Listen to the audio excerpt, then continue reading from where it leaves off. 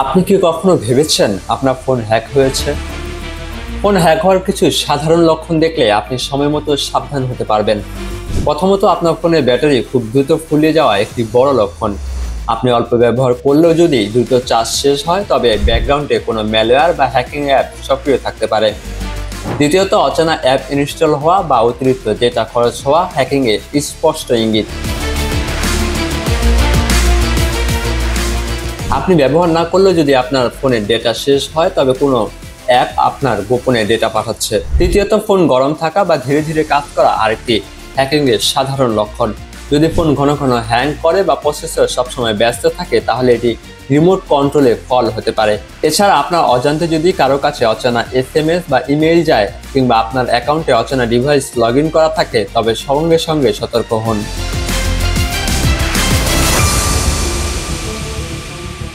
এসব লক্ষণ দেখা গেলে দ্রুত ফোনটি ইন্টারনেট থেকে বিচ্ছিন্ন করুন, সন্দেহজনক অ্যাপ মুছে ফেলুন এবং সব গুরুত্বপূর্ণ পাসওয়ার্ড বদলে ফেলুন। প্রয়োজনে ফ্যাক্টরি রিসেট করে আপনার ফোনটিকে সুরক্ষিত করুন।